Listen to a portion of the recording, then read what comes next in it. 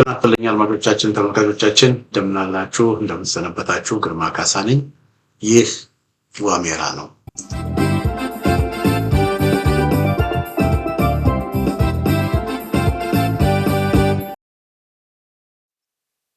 በዛሬው የዋሜራ መራግብራችን ፋኖ በይፋ ጽምዶን ስለ ጽምዶ አቋሙን አሳወቀ በሚል ርዕስ አንድ ቅንብር ይዤላችሁ መጥቻለሁኝ እንደዚሁም ደግሞ አቶ አንዳርጋቸው ጽጌ በሱዳን የተናገረውን አስመልክቶ በሰጠው አስተያየት ዙሪያም ጠንከር ያሉ አስተያየቶች ቀርበውልኛል የተቃውሞ የቅሬታ እና ለነሱም ምላሽ መስጠት አይሲንክ አስፈላጊ ሆኖ ስላገኘው እነሱም ምላሽ ሰጣለሁኝ እንግዲህ ዛሬ የምጀምረው ከአስተያየታችሁ ነው የምጀምረው ፋኖ በይፋ ስለ የአማራ ፋኖ ብሔራዊ ንቅናቄ በይፋ ስለ ጽምዶ የሰጠውን ማብራሪያ በቃል አቀባዩ በጠበቃ አስረስ ማረ በኩል ስለ ጽምዶ የሰጠውን ማብራሪያ ስለ ጽምዶ የሰጠውን ገለጻ በደንብ በቃ ምንም በማያሻማ መንገድ ያስቀመጠውን ትንሽ ቆይቼ ከጥቂት ደቂቃዎች በኋላ ይዤላችሁ እመጣለሁ መጀመሪያ ግን ወደ አንዳርጋቸው ጽጌ ላይ የተነሱ ጥያቄዎችና የተሰጡ አስተያየቶችን እነሱን ይዤላችሁ እመጣለሁ እንግዲህ አድማጮቻችን ተመልካቾቻችን ሁላችሁም እንደምታውቁት የዋሜራ ሚዲያ በዋናነት የጋዜጠኝነት ስራ አይደለም የምንሰራው ሪፖርተር አይደለም ሪፖርታጅ ምንድነው ሪፖርት የጦርነትም ወይም ዜናም ወይም ዓለም እንደሰነበተች አይነት ዝግጅት አይደለም የምናደርገው የዋሜራ ሚዲያ ዋና ይሄን ሚዲያ የጀመርኩበት ዋና ዓላማ ኢትዮጵያ ውስጥ እየተደረገ ያለውን የለውጥ እንቅስቃሴ ኢትዮጵያ ውስጥ እየተደረገ ያለውን የህዝብ እንቅስቃሴ ለማገዝ ነው በዋናነት ይሄ ሚዲያ የተቋቋመው ስለዚህ እንደሌሎች ሚዲያዎች ዜናዎች ወለጋ ሆነ ድሬዳዋ ሆነ ሐረር ሆነ በሚል በተከታታይ ዜናዎች እንዳቀርብ እንደማትጠብቁ ተስፋ አደርጋለሁ በዋናነት ትኩረታችን ትግሉን ለማገዝ ህዝብን ለማነቃነቅ ህዝብን ለማንቀሳቀስ የሆኑ ያሉ አንዳንድ ነገሮች መዘገብ ያለባቸውም ደግሞ ህዝቡ አዌር ሆኖ ህዝቡ መፍትሄ እንዲፈልግላቸው ለማድረግ ነው ህዝቡ መፍትሄ እንዲፈልግላቸው ለማድረግ ነው እና ትኩረታችን አላማችን ይሄ ነው እና በዚህም ሂደት በተቻለ መጠን በተለይ በኢትዮጵያ ውስጥ የሆነ ላለው ነገር አዎንታዊ አስተዋጽኦ አበርክቻለሁ ብዬ ተስፋ አደርጋለሁ በተለይ የፋኖ እንቅስቃሴ ወደፊት ከማራመድ ዙሪያ የፋኖ አንድነት እንዲመጣ ከማድረግ ዙሪያ አንዳንድ በአቅሜ የድርሻዬን አበርክቻለሁ ብዬ ነው የማስበው በዛ ሂደት ውስጥ ስህተቶች እንደሚፈጠሩ አውቃለሁ አንዳንዴ የተቀምኩ መስሎኝ ጉዳት አድርሼ ሊሆን እንደሚችልም አውቃለሁ ሰውነን የሚሰራ ሰው ይሳሳታል ግን በዚህም ሆነ በዛ ትኩረታችን ፎከሳችን አጀንዳችን በዋናነት ትግሉን መርዳት ነው አድማጮቻችን እና ይሄንን የዋሜራ ፕሮግራም ደግሞ ሲጀምር ይሄ የዋሜራ ፕሮግራምን የጀመርኩት በዋናነት በመረጃ ቴሌቪዥን በሳተላይት እንዲሰራጭ እንጂ በዩቲዩብ እንዲሰራጭ አይደለም ሲጀመር ፕሮግራሙ በዩቲዩብ እንዲሰራጭ አይደለም ዋሜራ የተጀመረው በመረጃ ቴሌቪዥን በሳተላይት ፕሮግራሞቹ ለህዝብ እንዲደርሱ ህዝብን ለማነቃቃት ህዝብን ሞቢላይዝ ለማድረግ ህዝብ መብቱን እንዲጠይቅ ህዝብ የሆነ ያለውን ነገር እንዲያቅ ለማድረግ በሚል ነው በ10 ሚሊዮኖች በየገጠሩ ሁሉ ሳይቀር ህዝብ እንዲሰማና ህዝብ በቃ የሚጠይቅ ህዝብ መብቱን የሚጠይቅ ህዝብ ቀና ብሎ መኖር ይችላል ያ እንዲሆን ህዝብን ለማገዝ ለህዝብ አድቮኬት ለመሆን ብለን ነው የጀመርነው ነገር ግን ያው በመረጃ ቴሌቪዥን በሚሰራጭበት ጊዜ በመረጃ ቴሌቪዥን የሚሰራጨውን ደግሞ መረጃ ቴሌቪዥንን የማይከታተሉ በተለይ ውጭ ሀገር ያሉ ማህበረሰባት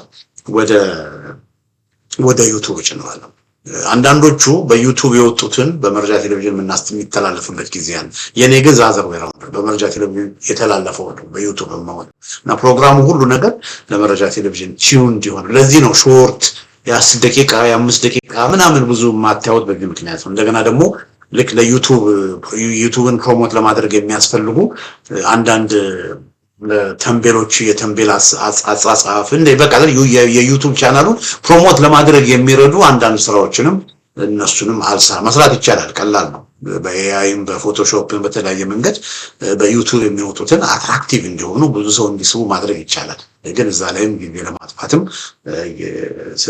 ስለማልችል ጊዜ ስለሌለኝ እንዳለ ለዩቲዩብ ለቴሌቪዥን የሚሆነው ነው ለዩቲዩብ የማቀርበው እና ለተወሰነ ጊዜ የመረጃ ቴሌቪዥን ከአየር ላይ ወርዶ ነበረ። ከአየር ላይ የወረደበትን ምክንያት ደግሞ ያው እንደምታውቁት ከሰብአዊነትና ከፍትህ ጋር በተገናኘ ነው። መረጃ ቴሌቪዥን በይፋ በሚሆንበት ጊዜ ምክንያቱን ያሳውቃል ብዬ ነው የማስበው። እንግዲህ በመረጃ ቴሌቪዥንም ያው የዋሜራ ሚዲያ በመረጃ ቴሌቪዥንም ስለሚሰራጭ ስለሚተላለፍ ይሄ ፕሮግራም ከዩቲዩብ በፊትም በመረጃ ቴሌቪዥን ነበር የሚተላለፈው። በመረጃ ቴሌቪዥን የሚተላለፈው ነው ወደ ዩቲዩብ ማውጣው። አሁን ደግሞ እንደገና በሚሊዮኖች የሚቆጠሩ ኢትዮጵያውያን እንዲሰሙት የምትፈልጉ ወገኖች ካላችሁ የመረጃ ቴሌቪዥንን እንድታግዙ በዚህ አጋጣሚ ጠይቃለሁኝ። የመረጃ ቴሌቪዥን ያው እንደምታውቁት በሳተላይት ሲወጣ ወጪዎች አሉት። እነዚህ ወጪዎች የተወሰኑ ግለሰቦች ነበሩ የሚችሉት።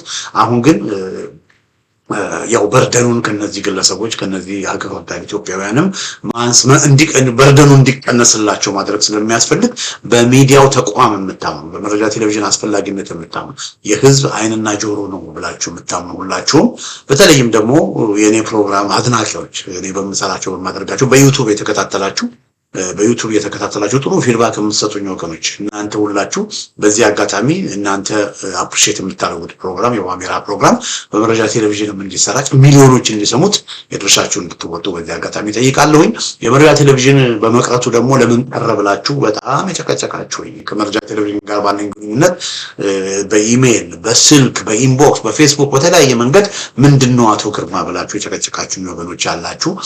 አንዳንዶቻችሁም ደግሞ በቁጣ እንዴት በዚህ ጊዜ የመረጃ ቴሌቪዥን ታስቀራላችሁ ብላችሁ እንደውም እናንተ ከወያኔ ከብልጽግና ጋር የምትሰሩ መሆን አለባችሁ ብላችሁ እንደውም አንዳንዶቻችሁ በንዴት ትንሽ መስመር የወጣ ንግግሮች የተናገራችሁም አላችሁ። ይገባናል። አልቀየምም፣ ይገባኛል። ለምን እንደዛ እንዳላችሁ ይገባኛል። ለመረጃ ቴሌቪዥን ካላችሁ ክብር ካላችሁ ቦታ የተነሳ ነው እና ይሄ ትልቅ ተቋም ይሄ ትልቅ ነገር የሚያደርግ ተቋም ከአየር ላይ ሲወርድ ያው ወያኔዎች ነበሩ ያኔ። አሁን ደግሞ የአብይ ብልጽግና የኦሮሞ ብልጽግና ነው የመረጃ ቴሌቪዥን ጠላቶች። የመረጃ ቴሌቪዥን እንዲዘጋ የመረጃ ቴሌቪዥን እንዲወርድ የሚፈልጉ ኦሮሞ ብልጽግናዎች ናቸው። ስለዚህ እኛ ደግሞ በምክንያት የኦሮሞ ብልጽግና እንደምንድን ነው በምክንያት የመረጃ ቴሌቪዥን በምናወርድበት ጊዜ ከአብይ ጋር እንደምንሰራ አድርጋችሁ ብትተቹን ብትወቅሱን ሞቲቫችሁን አንደርስታንድ አደርጋለሁ ማለት ነው። ስለዚህ ነገር ግን እንደዛ አይደለም በዛ ምክንያት አይደለም የመረጃ ቴሌቪዥን ወደ አየር ተመልሷል። ስለዚህ እናንተም ለምን የመረጃ ቴሌቪዥን ወረደ ብላችሁ እኛን ስትናገሩ ብልጽግና ናቸው እያላችሁ ስተቹን የነበራችሁም ወገኖች ሁላችሁ ምክንያታችሁን አንደርስታንድ አደርጋለሁኝ። አንደርስታንድ እናደርጋለን፣ አንቀየምም፣ አንናደድም። ለምን ሞቲቫችሁ ሄልዚ ስለሆነ እና እናንተም ሁላችሁ እንግዲህ አሁን ከጎናችን እንድትቆሙ በዚህ አጋጣሚ እንጠይቃለን። ለምን ወረደ ብላችሁ ትጮሁ የነበራችሁ ወገኖች እርግጠኛ ነኝ በዚህ አጋጣሚ ከመረጃ ቴሌቪዥን ጎን ናችሁ። ተቋሙ በቀጣይነት እንዲቀጥል የድርሻችሁን ታበረክታላችሁ ብዬ አስባለሁ። በተለይ አሜሪካን ሀገርና አውሮፓ የምትኖሩ ደቡብ አፍሪካ የምትኖሩ የመረጃ ቴሌቪዥን 100 የሚሆኑ ኢትዮጵያውያን ብቻ ከ1 ሚሊዮን ከ2 ሚሊዮን ከ3 ሚሊዮን ዳያስፖራ 100 የሚቆጠሩ ኢትዮጵያውያን ብቻ በወር $100 ቢያዋጡ አድማጮቼ ተመልካቾቼ የመረጃ ቴሌቪዥን ወጪ አትሊስት አሁን ያለን ወጪ ይሸፈናል። ስለዚህ 100 የፕላቲኒየም አባላትን እንፈልጋለን። ይሄንን መረጃ.ቲቪ በመግባት መረጃ.ቲቪ MEREJA.TV መረጃ.ቲቪ ስትገቡ ይሄንን ታገኛላችሁ። ይሄን በምታዩበት ጊዜ እቺ መሀከል ያለችዋን ጆን ፕላቲኒየም ክለብ ሜምበር ሁኑ የሚለውን ብትጫኑ $100 በወር ለማዋጣት ፕሌጅ ካደረጋችሁ 100 የሚሆኑ ኢትዮጵያውያንን ብቻ ካገኘን የመረጃ ቴሌቪዥን ወጪያችን ይሸፈናል። ግን ግዴታ $100 ማዋጣት አልችልም አቅም የለኝም የምንል በተለያየ መንገድ ኢኮኖሚክ ክራይሲስ ውስጥ ያለን ሰዎች ካለን ወገኖቼ በተለይ ለትግሉ ፋኖች ህይወታቸውን እያበረከቱ እንደሆነ ይሄ ሚዲያ ደግሞ ለፋኖ በጣም ፈላጊ ስለሆነ $10 በወር የምታዋጡ ካላችሁ ሰብስክራይብ እንድታደርጉ በዚህ አጋጣሚ ጠይቃለሁ። እንግዲህ ይሄ ለትግሉ አስፈላጊ ስለሆነ አድማጮቻችን ተመልካቾቻችን ወደ አንዳርጋቸው በመጣበት ጊዜ የአንዳርጋቸው ጽጌን በተመለከተ እንግዲህ ፋኖ በይፋ ስለ ጽምዶ አቋሙን አሳውቋል እና አንዳርጋቸው ጽጌ በተመለከተ አስተያየቶች ደርሰውኛል። ላንብብላችሁ። አንድ ከደረሱኝ አስተያየቶች መካከል ተስፋዬ ደሳለኝ የሚባል ወንድማችን ትክክል ያልሆነ ትንታኔ ነው የሰጠው ብዙ ኮሜንቶች ጥሩ ኮሜንቶች ናቸው፣ ግን ተቃውሞ ትችትና ተቃውሞ ነው መርጬ ያየው። ለምን ለነሱ ስለሆነ መልስ መስጠት የሚያስፈልገው ምስጋናውም ውዳሴውም አፕሪሺዬሽኑም ለጊዜው ልተው። እነሱ ግን ክሪቲካሊ ቅሬታ ያሰሙትን ሰዎች አንዳርጋቸው ላይ በሰጡት አስተያየት ተቃውሞ ያሰሙትን ሰዎች ነው ማለት ነው። ተስፋዬ ደሳለኝ የሚባሉ ወንድም ምንድነው ያሉኝ? ትክክል ያልሆነ ትንታኔ ነው የሰጠው። ምክንያቱም ኢትዮጵያ የአማራ ብቻ አይደለችም፣ ሁሉም በጋራ መታገል ይኖርባቸዋል። ደግሞ ፋኖ ብቻውን አሸንፎ ሊገባ አይችልም፣ አዲስ አበባ ሊገባ አይችልም። ቢያሸንፍ እንኳን መንግስት መሆን አይችልም። ያንተ አቋም ግን ጥያቄ ውስጥ የገባ ነው የሚል አስተያየት ነው የሰጡኝ አቶ ተስፋዬ ደሳለኝ። ይሄ አስተያየት አይ ቲንክ አንዳርጋቸውን መቃወም፣ አንዳርጋቸው መትቸት ማለት ፋኖ ኢትዮጵያ የአማራ ብቻ ናት ማለት አይደለም። ኢትዮጵያ የአማራ ብቻ አይደለችም። እኔ ራሴ አማራ ነኝ ብዬ አይደለም የምለው፣ እኔ ራሴ ውህድ ኢትዮጵያዊ ነኝ ነው የምለው። ውህድ ኢትዮጵያዊ ነኝ እና ፋኖ አድማሱን ማስፋት አለበት። ፋኖ አማራውን ብቻ ከማቀፍ ሌሎችን ኢትዮጵያውያኖችን ማቀፍ አለበት የሚል እምነት ነው ያለኝ እና ሌሎች ኢትዮጵያውያን ማቀፍ ማለት ግን ህወሓትን ማቀፍ ወይ ኦነግን ማቀፍ ማለት አይደለም። ኦነግ ኦሮሞን አይወክልም፣ ህወሓትም ህወሓትም የትግራይ ማህበረሰብ አይወክልም። ከህወሓት ጋር አቋሙን ያልቀየረ አመለካከቱን ያልቀየረ ህወሓት አሁንም 45 በመቶ የትግራይ መሬት ተወሯል የሚል ህወሓት አሁንም በአማራው ጥላቻ በኢትዮጵያ ጥላቻ የተሰለበ ህወሓት አሁንም የኢትዮጵያን ሰንደቅ የሚጸየፍና የቪየትናም የሚመስለውን ባንዲራ የሚያውለበልብ ህወሓት አሁን ድረስ ወገኖች አሁን ድረስ ከጎንደር ህዝብ ከወሎ ህዝብ ጋር ሰላምና ስምምነት ለመመስረት የማይፈልገው ህወሓት አሁንም አብዛኛዎቹ አንጃዎች ከሻቢያ ጋር ግማሹ ከሻቢያ ጋር ግማሹ ከብልጽግና ጋር እየሰሩ ያሉ ህወሓቶች እና እነዚህ የትግራይ ማህበረሰብን አይወክሉም እና የፋኖ ከህወሓት ውጪ የትግራይ ማህበረሰብ ሪች አውት ማድረግ ይችላል።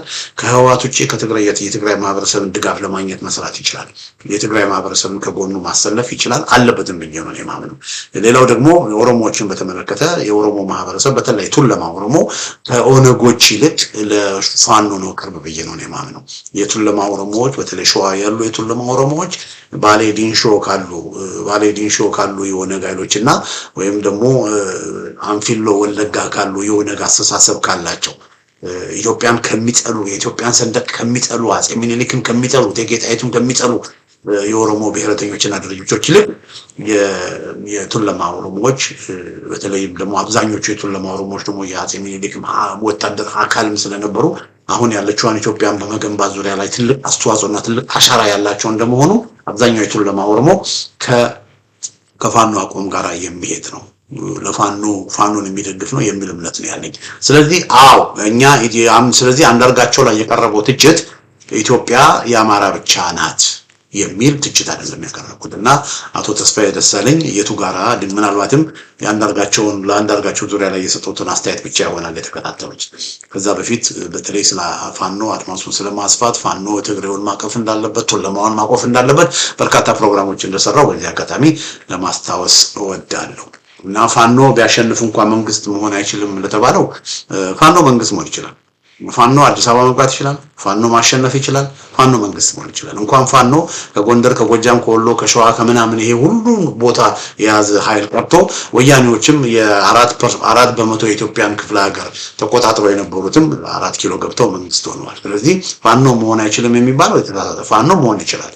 ነገር ግን ፋኖ 4 ኪሎ ገባ ማለት ፋኖ አማራው የበላይ ሆኖ አማራው ከላይ ሆኖ ሌላውን እየገዛ ሌላውን እየጨቆነ ሌላውን እያገለለ ይኖራል ማለት አይደለም። የፋኖ አላማና የፋኖ ኢትዮጵያን ዲኤትኒሳይዝ ማድረግ የአማራ ሀገሩ ሁሉም ኢትዮጵያ ነው፣ የትግራይ ሀገሩ ሁሉም ኢትዮጵያ ነው፣ የኦሮሞ ሀገሩ ሁሉም ኢትዮጵያ ነው። ኢትዮጵያዊ በሁሉ ቦታ በሰላም ወጥቶ መግባት መንቀሳቀስ መቻል አለበት። ኢትዮጵያ ትግራይ ኦሮሞ አማራ የሚባል ፖለቲካ መቅረት አለበት የሚል ነው የፋኖ ፖለቲካ። ስለዚህ የፋኖ አጀንዳ የኢትዮጵያ አጀንዳ ነው።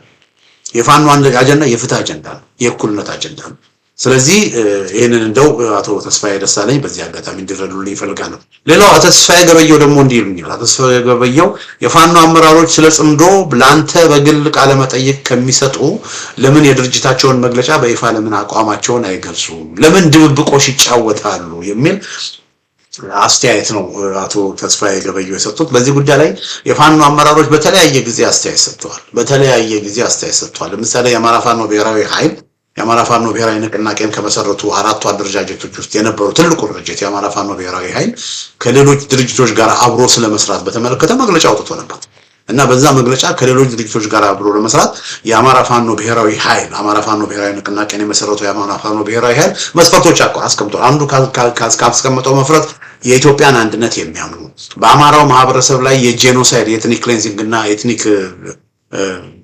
ምንድነው የዘር ማጥፋትና የዘር ማጽዳት ወንጀሎች እንደተፈጸሙ የሚቀበሉ ኢትዮጵያ ውስጥ ስር ነቀል ለውጥ እንዲመጣ የሚፈልጉ ጥገናዊ ለውጥ ሳይሆን ስር ነቀል ቤዚክሊ ይሄ የዘር ስርዓቱ ወያኔና ኦነግ የዘረጉት የዘር ፖለቲካ ሙሉ ለሙሉ ተቀይሮ የሰለጠነ ሁሉም ኢትዮጵያዊ የሚመች ዘመናዊ የሆነ አሻጋሪ የሆነ ለልማት የሚያመች ለህዝብ ለማህበረሰብ ከአንድ ቦታ ወደ አንድ ቦታ ለመንቀሳቀስ የሚያመች ስርዓተ መንግስት እንዲዘረጋ የሚፈልጉ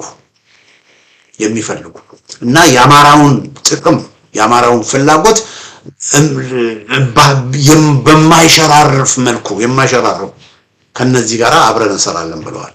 እና ይሄ የፋኖ መስፈርት ያ ማለት ምንድነው? ከህወሓት ጋር አብሮ ሊሰሩ አይችሉም፣ ከኦነግ ጋር አብሮ ሊሰሩ አይችሉም። ለምን? ህወሓትም ኦነግም እነዚህ መስፈርቶች አያሟሉም። አንደኛ ህወሓትም ኦነግም የኢትዮጵያ አንድነትን አይቀበሉም። ከኢትዮጵያ የመገንጠል ዓላማና የመገንጠል አጀንዳ ያላቸው ናቸው። ህወሓትም ኦነግም አሁን ያለው የጎሳና የዘር ስርዓተ መንግስት የብሔር ብሔረሰብ ፖለቲካ የሚባለው እንዲቀጥል የሚፈልጉ ናቸው። ሶስተኛ ህወሓትም ኦነግም በአማራው ላይ ጥላቻ ያላቸው ሰዎች ናቸው። በአማራው ላይ የደረሰውን ግፍና ሰቆቃ እንደተፈጸመ ለመቀበል አግኖሌጅ ለማድረግ የማይፈልጉ ናቸው። ስለዚህ በፋኖ ባስቀመጠው መስፈርት ዙሪያ ፋኖ ባስቀመጠው መስፈርት ደረጃ የአማራ ፋኖ ከህወሓትም ከኦነግም ጋር ሊሰራ አይችልም እና ይሄ ኦሬዲ የሚታወቅ ነበር። አቶ ተስፋዬ ገበየው ምናልባት ይሄንን ነገር አናላይዝ አላደረጉት ይሆናል እንግዲህ ይሄን አስተያየት የሰጡት። ሌላው ደግሞ በተለያየ ጊዜ በቅርቡ ረዳት ፕሮፌሰር ጌታ አስራደ ፋኖ ጌታ አስራደ በሉኝ ነው የአማራ ፋኖ የፖለቲካ መምሪያ ኃላፊ በዚህ ጉዳይ ላይ በተዘዋዋሪ መንገድም እንደዚሁ ገልጿል። ፋኖ ከኢትዮጵያ ኃይሎች ጋር ይሰራል፣ ነገር ግን የአማራውን ጥቅም በሸራረፈ መልኩ አይደለም። በተለይ በወልቃይት ጉዳይ ላይ በራያ ጉዳይ ላይ በእነዚህ ጉዳይ ላይ ፋኖ አይደራደርም። ስለዚህ ኦነግ ህወሓት አሁንም 45 በመቶ የትግራይ መሬት ተወረረ እያለች ባለችበት ሁኔታ ኢስ ኦብቪየስ ፋኖ ከህወሓት ጋር ሊሰራ እንደማይችል ፋኖ ከኦነግ ጋር ሊሰራ እንደማይችል ኢስ ኦብቪየስ ነበር እና ይሄንንም አቶ ተስፋዬ ገበየው አልተመለከቱት ይሆናል። ሌላ ሶስተኛ አንዳርጋቸው ያቀረበው ለባንዳርጋቸው ጉዳይ ላይ በዚህ ጉዳይ ላይ አቶ ተስፋዬ ገበየው በጠየቁት ጉዳይ ላይ እንደገና አሁን የሳቸው ደግሞ ቀጥተኛ መልስ የሚሆን ማብራሪያ ከአማራ ፋኖ ብሔራዊ ንቅናቄ ይወጣል። ከጥቂት ደቂቃዎች በኋላ እሱን አሰማለሁ። ሌላው አቶ ኤፍሬም ደበላ የሚባሉ ወንድማችንም እንደዚሁ አስተያየት ሰጥተውኛል። በጣም የምትገርመው ነገር ይሉኛል አቶ ኤፍሬም በጣም የምትገርመው ነገር የፋኖ ፖለቲካ ዋነኛ ችግሩ አንተ አንዳርጋቸውን የፈረጅክበት አስተሳሰብ ነው። የአንዳርጋቸው የፖለቲካ አቀራረብ የአማራ ፖለቲከኞችና ፋኖች በጥሞና ሊያስቡበት የሚገባ ነው ይላሉ። እንግዲህ አቶ ኤፍሬም የአንዳርጋቸው የፖለቲካ አቀራረብና የአማራ ፖለቲከኞችና ፋኖች በጥሞና ሊያስቡበት የሚገባ ነው። የትኛው የፖለቲካ አቀራረብ እንደሆነ ሊገልጽ አይደለም። ቤዚክሊ እኮ አቶ አንዳርጋቸው ያደረገው ነገር ቢኖር ትግራይ ሄደ፣ አማራን ወክልሃል ተብሎ የአማራ ወኪል ነህ ተብሎ ሄደ። እሱ ግን የአማራ ወኪል አይደለም፣ ነገር ግን አማራ ስለሆንኩ ነው የተወከልኩት ብሎ ተናግሯል። ስለዚህ አማራን እኔ ነኝ አማራ ነህ ተብዬ አማራን እንድወክል ነው የተጋበዝኩት፣ ግን እኔ አማራን አልወክልም የሚል እርስ በርሱ የሚቃረን አስተያየት ነው የሰጠው። ግን በስብሰባው ላይ በዛ በመድረኩ ላይ ግን አንዳርጋቸውን የመድረኩ አዘጋጅ አንዳርጋቸውን ሲያስተዋውቅ የአማራ ተወካይ ነው ያስተዋወቀው እና አንዳርጋቸው እዛ በሚሄድበት ጊዜ የተናገራቸው ነገሮች ስለ ጽምዶ ተነተነ። የትግራይ ህዝብ የአማራ ህዝብ ምናምን አብሮ መቀራረብ አለበት፣ መዛመድ አለበት፣ መስማማት አለበት። ምንም የተለየ ክሬቲቭ የሆነ ፕሮፖዛል ያስቀመጠው ነገር የለም እና ያው የሱ እንትን ያው ከሻቢያዎች ጋር ስለሚሰራ ቤዚክሊ የሻቢያ ኤጀንትም ስለሆነ ከሻቢያዎችም ጋር ስለሚሰራ የሻቢያ ኤጀንትም ስለሆነ የሻቢያ የሚፈልገውን ነገር ነው ለማንጸባረቅ የሚፈልገው። ቤዚክሊ እያደረገ ያለው አንዳርጋቸው ምንድነው ጸረ ብልጽግና የሆነ ኮአሊሽን እንዲፈጠር ነው ሲሰራ የነበረው። ያ ጸረ ብልጽግና ኮአሊሽን ማለት ፋኖ፣ ኦነግ፣ ሻቢያ፣ ወያኔ እነዚህ በሙሉ አንድ ላይ ሆነው ጸረ ብልጽግና ኮአሊሽን እንዲፈጠር ነው አንዳርጋቸው የሚሰራው እና ያን ነው የሚያደርገው። ምን የተለየ ክሬቲቭ የሆነ በጣም ጠቃሚ የሆነ የፖለቲካ አስተሳሰብም የፖለቲካ ሐሳብም አንዳርጋቸው ያቀረበበት ሁኔታ የለም። እና ግን እኛ ወንድም አቶ ኤፍሬም ደበላ ምን የሚሉት የአማራ ፖለቲከኞችና ፋኖች በጥሞና ሊያስቡበት የሚገባል ወታደራዊውንም ፖለቲካውንም እኛው ብቻ መፍትሄ እንሰጠዋለን የሚል የአማራ ትግል ችግሩ ከመጠን ያለፈ ይሆናል። ወታደራዊውንም ፖለቲካውንም እኛ ብቻ መፍትሄ እንሰጠዋለን የሚል የአማራ ትግል ችግር ውስጥ ይከታል ነው። እዚህ ጋር አንድ በግልጽ መቀመጥ ያለበት የአማራ ፋኖች እኛ ብቻ ነን የሀገርን ችግር መፍትሄ የምንሰጠው ብለው የተንቀሳቀሱበት ሁኔታ ይሄን ያሉት ጥሪ ያቀርበዋል። ለሌሎች ማህበረሰባት ጥሪ ያቀርበዋል። ፋኖን እንዲደግፉ ከፋኖ ጎን እንዲሆኑ ጥሪ ያቀርበዋል። የፋኖ ትግል አንደኛው የአማራውን ህልውና ለማስጠበቅ ነው። ሁለተኛ ኢትዮጵያን ለማዳን፣ ሶስተኛ ሁሉም ኢትዮጵያዊ ፍትሃዊ በሆነ መንገድ በአገሪቷ በሰላም ወጥቶ መግባት የሚችልበት የትግሬ መሬት የኦሮሞ የአማራ መሬት የሚል እንዲቀር ነው የምንፈልገው ብለው ፋኖቹ አቋማቸውን ግልጽ አድርገዋል። ስለዚህ ሌላው ፋኖን የመተባበር ፋኖን የመቀላቀል ፋኖን የማገዝ ኃላፊነት እንግዲህ የሌላው ነው። እና እስካሁን ድረስ በርካታ በአፋርም አካባቢ በጉሙዝም አካባቢ በቱለማ ኦሮሞዎችም አካባቢ ከፋኖ ጎን ተሰልፈው እየሰሩ ያሉ ሌሎች ማህበረሰባት እንዳሉ እናውቃለን። እና ፋኖ ቀስ በቀስ አድማሱን እያሰፋ ሌላውን ሁሉ እያቀፈ እንደሚሄድም እናውቃለን። እና ፋኖ እኔ ብቻ ነኝ መፍትሄ ማመጣው እኔ ብቻ ነኝ አላለም። ፋኖ ያለው ምንድነው? ይሄ አሁን ያለው ጸረ አማራ ጸረ ኢትዮጵያ ስርዓተ መንግስት ይወገድና ከዛ በኋላ የሽግግር መንግስት ይኖራል። በዛ በሽግግር መንግስት ሁሉም ይሳተፋሉ። ሁላችንንም አሸናፊ ያደረገ ስርዓተ መንግስት ይዘረጋል። እንደዛ ነው ፋኖ ያለው። እና ፋኖ እኔ ብቻ የፈለኩት ይሁን፣ አማራ ልዩ ጥቅም ያግኝ፣ አማራ ከሁሉ በላይ ነው፣ አማራ ልዩ ነው፣ አማራ አላለም። ፋኖ የሚታገለው ለፍትህ ነው። አማራው ከሌላው እኩል ተጠቃሚ ይሁን፣ የአማራ ሀገሩ ሁሉም ኢትዮጵያዊ ነው እንጂ የሚለው ፋኖ የኢትዮጵያን ችግር ለብቻዬ እፈታለሁ አላለም። እና እዚህ አጋጣሚ ደግሞ እስቲ የትኛው ድርጅት ነው እስቲ ከፋኖ ጋር ለመስራት ለምሳሌ የታጠቁ ኃይሎች አሉ። ወታደራዊ ከተባለ ወታደራዊ ፖለቲካውንም እኛው ብቻ መፍትሄ እንሰጠዋለን የሚል የአማራ ትግል ችግሩ ከመጠን ያለፈ ይሆናል ይላሉ። እንግዲህ እኛ አቶ ኤፍሬም ደበላ እንግዲህ የትኛው ወታደራዊ ትግል የሚያደርግ ነው ከፋኖ ጋር አብሮ ሊሰራ የሚችለው? ፋኖ ከህወሓት ጋር አብሮ ይሰራ እንዴ? 45% የወልቃይት መሬት 45% የትግራይ መሬት ተወረረ እያለ ከሚል ድርጅት ጋር እንዴት ፋኖ አብሮ ይሰራ? አብሮ ሊዋጋ ነው እንዴ? ማለት የህወሓት ፖዚሽን እና እኮ የወያኔ ፖዚሽን እኮ ተመሳሳይ እኮ ነው። ይከታ የህወሓት ፖዚሽን እና የብልጽግና ፖዚሽን እኮ ተመሳሳይ ነው። የብልጽግና መንግስት አቋም እና የወያኔ መንግስት አቋም ተመሳሳይ ነው። ስለዚህ ወያኔዎች ቢያንስ እንደው በአቋም ደረጃ ያላቸውን ግትር ፖለቲካና ግትር አስተሳሰብ አሻሽለው ኮምፕሮማይዝ አድርገው ወደ መሃል መተው አትሊስት ለመስማማትና ለመግባባት ካልተቻለ አሁንም በፊት የያዙትን ግትር አቋም ይዞ የሚቀጥሉ ከሆነ እንዴት ነው ከነሱ ጋር አብሮ መስራት የሚቻለው? አብሮ ለመስራት እኮ መግባባት ያስፈልጋል አይደል እንዴ? አብሮ ለመስራት እኮ አትሊስት መተማመን ያስፈልጋል። እና አሁንም አማራውን የሚጠሩ አሁንም ፋኖን የሚጠሩ አሁንም በፋኖ ላይ በአማራው ላይ ጥርጣሬ አላቸው። አሁንም ከኦሮሞ ብልጽግና ይልቅ ከሻዕቢያ ይልቅ የህወሓቶች እንደ ጠላት አድርጎ የሚቆጥሩት አማራውን ሆኖ እግዚአብሔር ያሳያቸው። በትግራይ ጦርነት ግፍ የፈጸመባቸው በዋናነት መከላከያና የኤርትራ መንግስት ሻዕቢያዎች ናቸው። ግን በዓለም መድረክ ግን ሁሉ ጊዜ ጄኖሳይድ ተፈጸመ፣ ትግራይ ላይ ጄኖሳይድ ተፈጸመ ብሎ የሚከሱት አማራውን ነው። ያን ያህል በአማራው ላይ ጥላቻ ያላቸውን ድርጅቶችና ስብስቦች እንዴት ነው ከነሱ ጋር አብሮ መስራት የሚቻለው? የኦሮሞ ኦነግንም ደግሞ በተመለከተ የትኛው ኦነግ ነው ደግሞ ከኦነግ ጋር እሺ ወታደራዊ ትብብር ይደረግ ከተባለ የትኛው ኦነግ ነው? ኦነግ አለ እንዴ?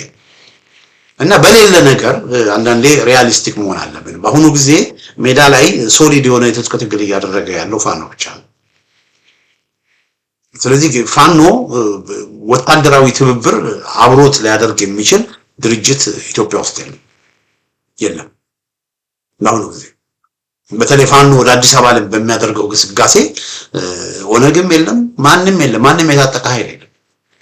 ነገር ግን በፖለቲካው ረገድ ግን ትብብሮች ለማድረግ ከተፈለገ ፋኖ በፖለቲካው ረገድ ትብብሮች ማድረግ አለበት። በተለይ የፖለቲካ አመለካከቱና የፖለቲካ ሪዮት ዓለም ወደተረፈ አድማሱን ማስፋት አለበት እና የፖለቲካ ሊደርሺፑ በጣም ስማርት መሆን አለበት የሚል እምነት ነው ያለኝ። እና በውትድርና በጣም ጠንካራ የሆነው ፋኖ ይላል ሰው አቶ ኤፍሬም ደበላ በውትድርና በጣም ጠንካራ የሆነው ፋኖ እጅግ ደካማ የፖለቲካና የውጭ ግንኙነት ችግር አለበት ብሎ ይናገራል። ይሄንን ከየት እንዳመጡ አላውቅም። የፖለቲካና የውጭ ግንኙነት ችግር የነበረበት ፋኖ አንዱ ስላልነበረ ፋኖ አንድ ስላልነበር እንጂ አሁን ፋኖ አንድ ከሆነ በኋላ በጣም ጠንካራ የውጭ ግንኙነትና የፖለቲካ ክንፍ አለው። እንደ ምሳሌ ለእኚህ ሰው ላቀርብላቸው እንጂ ለምሳሌ የአማራ ፋኖ ብሔራዊ ንቅናቄ የፖለቲካ ዘርፍ ኃላፊ የፖለቲካ መምሪያ ኃላፊ አርበኛ ጌታ አስራደ የጎንደር ዩኒቨርሲቲ መምህር ፕሮፌሰር የነበረ ነው። በጣም ሲናገር ሲያብራራ ሲያስረዳ ፖለቲካን ሲተነትን ከአንዳርጋቸው በብዙ እጥፍ የሚሻል አንዳርጋቸው ወጥቶ ሲናገርና ጌታ አስራደ ወጥቶ ሲናገር እስቲ ሁለቱንም አቶ ኤፍሬም ደበላ የሁለቱንም ፖለቲከኞች ንግግርና ሎጂክ ቢያቀርቡና ቢያመዛዝኑ ደስ ይለኛል።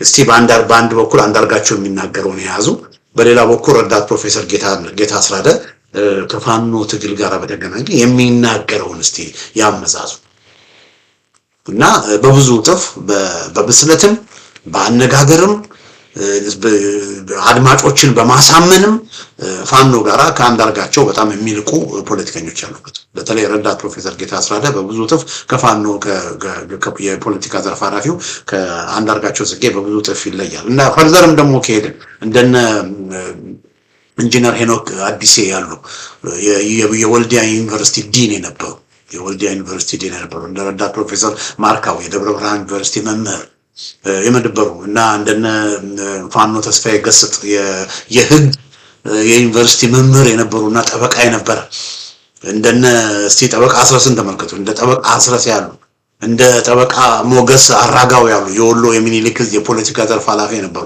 እንደገና ወደ ጎንደር ደግሞ በብንሄድበት ጊዜ ወገኖች በጣም ዳይናሚክ የነበሩ እንደነ ማንዴላ እንደ ፋኖ ማንደፍሮ ምናምን ያሉ እጅግ ዳይናሚክ የሆኑ ሰዎች የፖለቲካ ብቃት ያላቸው የፖለቲካ ብስለት ያላቸው ፋኖዎች አሉ ከአንዳርጋቸው በብዙ እጥፍ ቢበልጡ እና አንዳርጋቸው እንደውም ብዙ ጊዜ እየተመለጨለጨ ዛሬ አንዱን አቋም ነገ አንዱን አቋም ሌላ አንዱን አቋም በቃ በየቦታው ዝም ብሎ የሚብለጭ እንትን የሚል ነው። ኢንቴግሪቲ ያላቸው አንዳርጋቸው እኮ ኢንቴግሪቲ ያለው የፖለቲካ ኢንቴግሪቲ እኮ አንዳርጋቸው ጋር ነው። እነዚህ ሰዎች ግን ፋኖ ጋር ግን ኢንቴግሪቲ ያላቸው ብዙ ሰዎች አሉ እና እንደው እኚህ ሰው እንትን ልበል ብዬ እና አንዳርጋቸው ያሉን በሳል ፖለቲከኞች የፋኖ ትግል ጆሮ ሊሰጣቸው ይገባል ይላሉ። ዘሎ ስድብ ከማሽጎድጎድ አደብ ገዝቶ አንዳርጋቸውን በጥሞና ማድመጥ ያስፈልጋል። ጎበዝ ተረጋጉ፣ ትግሉ የህዝብ ነው ይላሉ አቶ ኤፍሬም አደብ። ልክ ነው፣ ትግሉ የህዝብ ነው፣ መረጋጋቱ አስፈላጊ ነው። አንዳርጋቸው ጥሩ ነገር ሲናገር ፋኖች ያዳምጡታል ብዬ አስባለሁ። አንዳርጋቸው ጠቃሚ የሆነ ነገር ጠቃሚ የሆነ ሐሳብ እንደማንም እንደኔም እንደርሶም አቶ ኤፍሬም ደበላ ጠቃሚ የሆነ ነገር አንዳርጋቸው በሚናገርበት ጊዜ አዎ ፋኖች ይሰማሉ። ፋኖች ግትር አይደሉም። ፋኖች ምክር ይሰማሉ። ነገር ግን አንዳርጋቸው እያደረገ ያለው ነገር በፋኖች ዘንድ ተቀባይነት የለውም። አድማጮቻችን ተመልካቾቻችን እና የአንዳርጋቸውን ንግግር በአንዳርጋቸው በካርቱም ያደረገውን ነገር አንደኛ የአማራ ፋኖ የውጭ ግንኙነት ክፍል ኃላፊ ፋኖ ብሩክ ሸሽቱ አንዳርጋቸው ማንንም እንደማይወክል በተለይ ራሱን አማራ ነኝ ብሎ የማይል ሰው አማራን እንደማይወክል ነው የገለጸው። አንዳርጋቸው የተናገረው ነገር አንዳርጋቸው የሰጠው ነገር በተዘዋዋሪ መንገድ ተቀባይነት እንደሌለው ነው ያሳወቀው። የፋኖ ከፍተኛ አመራር ሌላው ከፍተኛ አመራር ደግሞ ጠበቃ ዩኒቨርሲቲ መምህር ተስፋዬ ገስጥም እንደዚሁ ከአንዳርጋቸው ጋር በተገናኘ በጣም አስተማሪ በጣም ኤሎኮንት የሆነ ጽሁፍ ጽፏል። ግን ግድ የለም የፋኖ ብሩክ ስለሽን የፋኖ ተስፋዬ ገስጥን የጠበቃ ፋኖ ተስፋዬ ገስጥን ለጊዜው ላቆያቸውና ያው ከፈረሱ አፍ እንደሚባለው የድርጅቱ የአማራ ፋኖ ብሔራዊ ንቅናቄ የድርጅቱ ዋናው ቃል አቀባይ የፖለቲካ የህዝብ ግንኙነት መምሪያ ኃላፊው ፋኖ ጠበቃ አስረስ በዚህ ጉዳይ ላይ የተናገረውን እስቲ እናዳምጥ። መልካም እንግዲህ ምናልባት ተያያዥ ወደሆኑ ጥያቄዎች አንተን ካገኘን ህዝቡም ጠይቁልን የሚሉ ጉዳዮች አሉ። በተለይ ከጽምዶ ጋር የተያያዘ ነገር እናንሳ።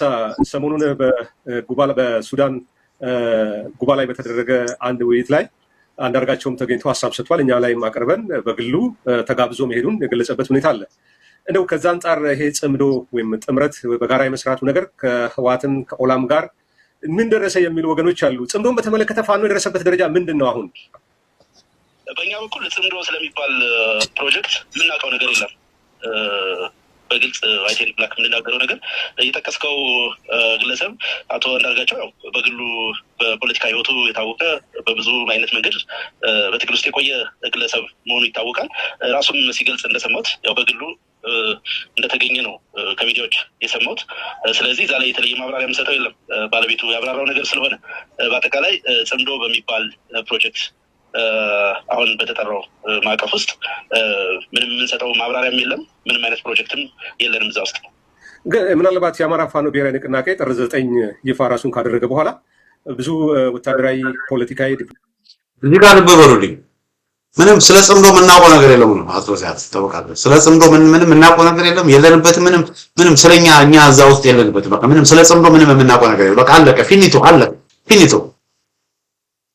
እና አሁን እንደዛ በሚባልበት ጊዜ እነዚህ ወንድማገኘው የኤምኤስ ሰዎች ያው ያንዳርጋቸው ሰዎች ናቸው፣ ያንዳርጋቸው ቲፎዞች ናቸው። እነሱ ተመልከት ፎሎ አፕ ጥያቄ ጠይቀው ፋኖን እንደገና እዚህ ውስጥ ሊከቱ እየሞከሩ ነው። በጣም ነው በገርማችሁ እነ አንከር ሚዲያ፣ የኤምኤስ ሚዲያ፣ ኢትዮ ኒውስ የሚባለው ሚዲያ የነ በቃሉ እንደገና ደግሞ የኢኤምኤፍ የኢትዮ ፎረም ይሄን ያየሽ ሽበሽ በጣም ወያኔ አፍቃሪ የሆኑ እነ ሻዕቢያ አፍቃሪና ወያኔ አፍቃሪ የሆኑ እንደገና ደግሞ ኦነጎች እነዚህ በሙሉ በቃ ፋኖን ጎትተው ከህዋትና ከኦነግ ጋር አድርገው የፋኖን ትግል ለመጥለፍ የሚሞክሩ ናቸው። ስለዚህ የኢኮኖሚስት ጋዜጣን እያወጡ ይናገራሉ፣ ሌሎች ነገሮችንም እያወጡ ይናገራሉ። እና ይሄንን እያደረጉ በቃ ለመጎተት በቃ ሰው ፋኖን ከህዋትና ከሻዕቢያ ከኦነግ ጋር እንዲያገናኝ ለማድረግ በቃ ነገሮችን እየጎተቱ ፋኖን በቃ ለማጥመድ የሚሄድበት መንገድ በጣም ያሳዝናል። እና ተመልከቱ ከጽምዶ የሚባለው ጋር ግንኙነት የለንበትም ብሎ አስረስ በሚመለስበት ጊዜ ወንድማገኘው ያው ያንዳርጋቸው ሰው ፎሎ አፕ ጥያቄ ሲጠይቅ ነው የምናየው። እና አዳምጠው ማሽን በተመለከተ እንዲሁም ውስጥ አገር ቤት ካሉ ከታጠቁ ኃይሎች ጋር በጥምረት በትብብር የመስራት ነገር አስፈላጊነት ስትናገሩ ቆይታችኋል። ይህንን በተመለከተ ምንም መሬት ላይ የወረደ ምንም ነገር የለም። እንግዲህ ስፔሲፊክ ጽምዶ ብለህ በስፔሲፊካሊ ስለጠራህልኝ ፕሮጀክት ነው ምላሽ የሰጠሁት። በፖለቲካ እምነታችን ደረጃ ግን አገዛዙን ከሚታገሉ ነገር ግን የአማራን ጥያቄዎች እና አጀንዳዎች ከማይጋፉ የፖለቲካ ኃይሎች እና ስብስቦች ጋር የመስራት ፍላጎቶች አሉ፣ እንቅስቃሴዎችም ይኖራሉ። ይፋ ለመደረግ የሚያበቁ ወይም ደግሞ ተጨባጭ ስምምነቶች በሚኖሩ ጊዜ ለህዝብ ይፋ የምናደርጋቸው ናቸው። ቢኖሩ ኖሮ እንደዚህ አይነት መሬት የነኩ ግንኙነቶች ቢኖሩ ኖሮ ይፋ እናደርግ ነበረ። ስለሌሉ ነው ይፋ ያላደረግናቸው። ምክንያቱም የትኛውም ግንኙነታችንና እንቅስቃሴያችን ከህዝብም ሆነ ከሌሎች ትግሉን ከሚደግፉ ኃይሎች እየተደበቀ ሊሆን ስለማይችልም ስለማይገባው ማለት ነው።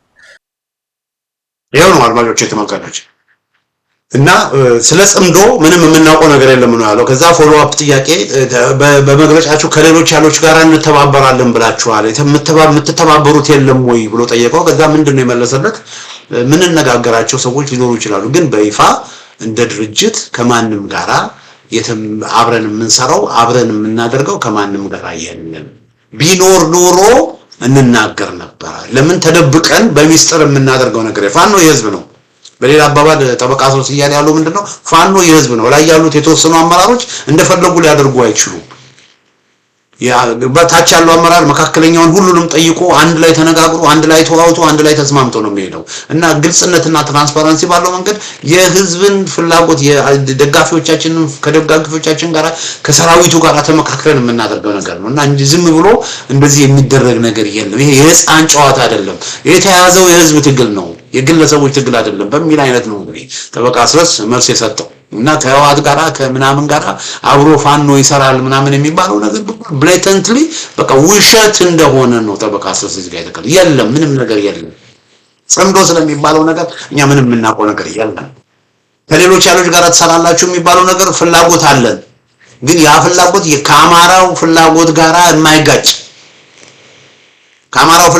የማይጋጭ ኢትዮጵያን የሚቀበል የኢትዮጵያን አንድነት የሚቀበል ይሄ ስር ነቀል ለውጥ እንዲመጣ ከሚፈልጉ ከሌሎች ኃይሎች ጋር የታጠቁም ሆነ ያልታጠቁ ከሌሎች ኃይሎች ጋር እንሰራለን፣ እኛ ብቻችንን ችግሩን እንፈታለን የሚል እምነት የለም። ከሁሉም ጋር በቃ አድማሳችንን አስፍተን ከሁሉም ጋር ተባብረን እንሰራለን። አሁን ባለው ሁኔታ ግን ከማንም ጋር እየሰራን አይደለንም። ጽምዶ የሚባለውንም እኛ አናውቀው የሚል ምላሽ ነው እንግዲህ ጠበቃ አስረስ የሰጠው። አድማጮቻችን ተመልካቾቻችን እንግዲህ ይሄ ለብዙ ወገኖቻችን ይሄንን ብዙ ጊዜ በተደጋጋሚ ነው ዘ ኢኮኖሚስት ፋኖ ቲፒኤልኤፍ ሻዕቢያና ኦኤልኤፍ ግንባር ፈጠሩ አብረው ሊሰሩ ነው ሲባል ዘ ኢኮኖሚስት የሚባለው ጋዜጣ ሲዘግብ ዘ ኢኮኖሚስት የዘገበውንም ወስደውና እነዚህ እና ኤምኤሶች እና መሳይ እና በቃሉ ኢትዮ ኒውሶች ምናምኖች በቃ ህወሓትና ሻዕቢያ አንድ እንደሆኑ የብልጽግናን አጀንዳ በቃ ብልጽግና የሚለው ህወሓት ብልጽግና ፋኖ ላይ ዘመቻ ሲጀምር ፋኖ ከህወሓት ጋር እየሰራ ነው የሚለውን ስም በመለጠፍ ነው እንግዲህ እና ፋኖን ጥላሸን ለመቀባት የሚሞክረው እና በተመሳሳይ ሁኔታ እነዚህ ሰዎችም እንደዚህ አይነት ነገር ነው ያደረጉ ያሉት። ግን አሁን ግልጽ ምላሽ ማቾቻችን ተመልካቾቻችን ሁሌም የምናገረው ነው የአማራ ፋኖ ብሔራዊ ንቅናቄ በርካታ አመራሮችን ካነጋግሬ ነበር ከዚህ በፊት ውሸት ነው። ፋኖ ከህወሓት ጋር አይሰራም። ፋኖ ከኦነግ ጋር አይሰራም። ሊሰራ አይችልም። ፋኖ ከህወሓት ጋር ሰራ ማለት ፋኖ ራሱን በተነ ራሱን አፋብን የአማራ ፋኖ ብሔራዊ ንቅናቄ ከህወሓት ጋር ሰራ ማለት ራሱን በተነ ማለት ነው። ከኦነግ ጋር ሰራ ማለት ራሱን በተነ ማለት ነው። ራሳቸውን ገመድ በራሳቸው ላይ አንጠለጥሉም። እነዚህ ሰዎች የተማሩ ሰዎች ናቸው። በሳል ሰዎች ናቸው። ፖለቲካን የሚያውቁ ሰዎች ናቸው። እንዴት አድርጎ ነው እንዳለ የጎንደር ፋኖ አሁን ከህወሓት ጋር ፋኖ አንዳንድ ነገር ላድርግ ብሎ አፋብን ከህወሓት ጋር አንዳንድ ነገር ላድርግ ቢል አስቡት። የጎንደር ፋኖ እኮ የዛኑ ጊዜ እኮ ነው በቃ የጎንደር ፋኖች ከአፋብን ጥሎ ነው የሚወጡት ከህወሓት ጋር ይሰራ ቢባል ፎር ሹር ነው ነገራቸው። ሌሎቹም ሸዋም ያሉ ወሎም ያሉትም ሸዋም ያሉትም ደስተኛ አይደለም የሚሆኑት እና እንደዚህ አይነት ውሳኔ ለወስን የሚል አመራር አፋብን ውስጥ ከመጣ ዘመነ በሉ ማንንም በሉ በአንድ ቀን ውስጥ ነው ከአፋብን አመራርነት የሚባረረው። ለምን በፋኖ በጠቅላይ ግዛት ደረጃ ባሉ አደረጃጀቶችም በሌሎችም ከህወሓት ጋር አብሮ የመስራት ነገር ተባይነት የለውም። ህወሓት ወንጀለኛ ድርጅት በዛ ላይ ደግሞ ህወሓት እንኳን ፖለቲካ ፕሮግራሙን እንኳን አሻሽሎ ቢመጣ ከዚህ በፊት የሰራቸው ስህተት እንደሆኑ አውቆ በጄኑዊንሊ ከአማራው ማህበረሰብ ጋር ከሌሎቹ ጋር ለመስማማትና ያለውን ቀዳዳ ሁሉንም አሸናፊ ለማድረግ የሚያመች ፍላጎት እንኳን ቢኖረው እሺ። ግን አሁንም ህወሓት ግትር ሆነበት። አሁንም የኢትዮጵያን ባንዲራ የኢትዮጵያን ሰንደቅ እየተጸየፈ ባለበት አሁንም የተወረረ የትግራይ መሬት እያለ ጀብደኝነት እያሳየ ባለበት ሁኔታ እንዴት ተጠርቆ ነው ህወሓት የሚሰራው? ከኦነግ ጋር ይሰራ ቢባል አስቡት እንግዲህ በአጣዬ በማጀቴ በካራ ቆሬ በቆሬ ሜዳ በእነዚህ ቦታዎች የኦነግ ኃይል በየጊዜው እየመጣ የይፋትን ህዝብ የሸዋን ህዝብ እያተራመሰ እያሸበረ ካለ ቡድን ጋራ ከኦነግ ጋራ አብሮ ይሰራ ቢባል የትኛው የሸዋ ፋኖ ነው የሚባለው? የሸዋ ፋኖች ሙሉ ለሙሉ ነው የሚወጡት እኔ አሁን መነግራችሁ ወያኔ ሲባል ጎንደርን ኦነግ ሲባል ሸዋን የምጠራው ፐርሰናሊ ከሌሎቹ አካባቢዎች ይልቅ የጎንደር ማህበረሰብ የህወሓት ሰለባ በጣም ስለሆነ ነው። ከሌሎቹ አካባቢ በከፋ ሌሎቹ አልተጎዱም ማለት አይደለም። ሌሎቹ በህወሓት አልተጎዱም ማለት አይደለም። አያችሁ፣ ሌሎች ጠቅላይ ግዛቶች በህወሓት አልተጎዱም ማለት አይደለም። ግን በከፋ ሁኔታ የጎንደር ህዝብ በህወሓት የተቀረፈ የለም። ለወልቃይት ጠገዴ ምናምን ያለው እኮ የጎንደር ህዝብ እኮ በሙሉ እኮ እንዲፈናቀል እኮ ነው የተሰራው፣ ለመቶ ሺህ የሚቆጠሩ። ሸዋ ጋር ደግሞ ብትወጡ ኦነግ የሚባለው አሸባሪ ቡድን እንደነ ማጀቴ እንደነ አጣዬ አካባቢ እንደ ከህወሓት ይልቅ እንደ ኦነግ ደግሞ በሸዋ ላይ ግፍ ይፈጸማል። ስለዚህ እንደው በጣም የተጠቃው ከሚል ጠቀስኩ እንጂ ከኦነግ ጋር መሰራቱን የጎጃም ፋኖችም የወሎ ፋኖችም የሸዋ ፋኖችም የጎንደር ፋኖችም ይቆማሉ። ከህወሓት ጋር መሰራቱን የጎንደር ፋኖችም የጎጃም ፋኖችም የወሎ ፋኖችም የሸዋ ፋኖችም ሁሉም ነው። ስለዚህ ተቀባይነት የለውም ልላችሁ እና ይሄ ጽምዶ ምናምን የሚባለው ነገር ወገኖች አሁን በቃ ከዚህ በኋላ በቃ ሁላችንም መረጋጋት አለብን። መረጋጋት በቃ አሁን መልስ ተሰጥቷል፣ ግልጽ መልስ ተሰጥቷል። ከዚህ በኋላ ጽምዶ ህወሓትና ሻዕቢያ ህወሓትና ፋኖ ምናምን የሚባለውን ትርኪ ብርኪ ከዚህ በኋላ ማቆም አለብን። አሁን ፋኖ አንድ ነው። ፋኖ ይኸው የፖለቲካ ድርጅት አለው፣ አላቀባይ አለው። አላቀባዩ በግልጽ አስቀምጦታል።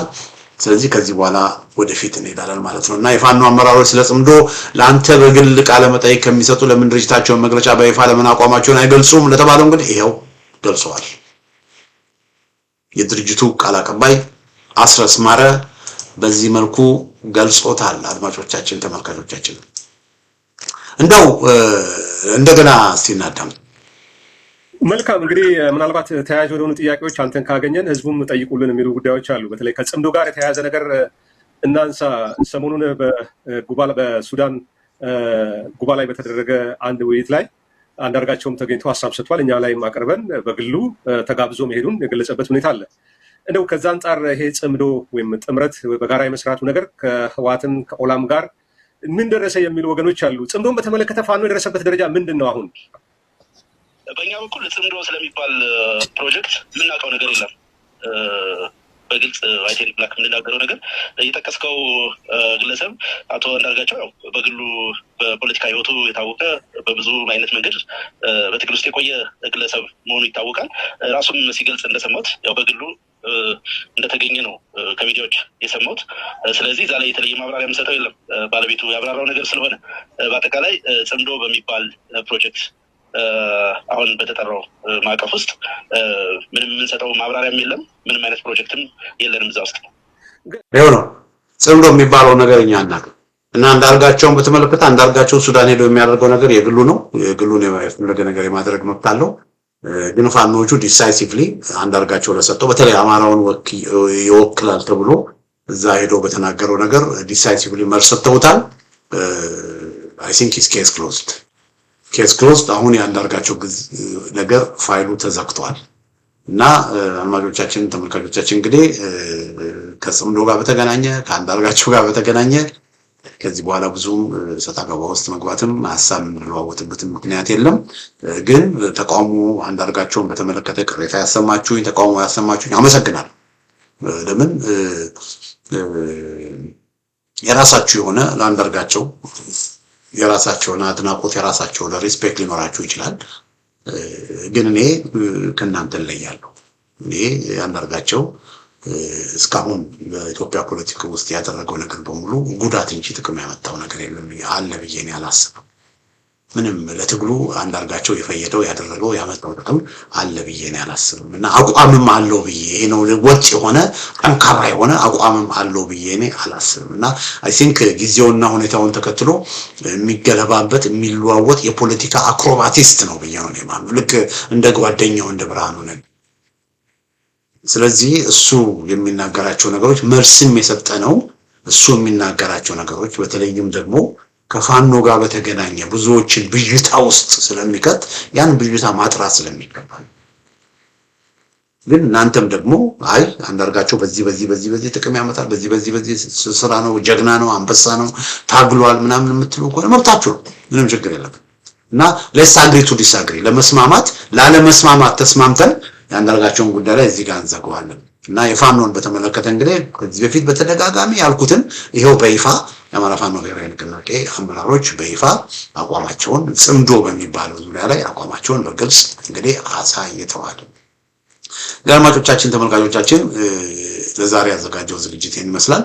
በሌላ ጊዜ በተመሳሳይ ፕሮግራም እስከምንገናኝ ደህና ሁኑ።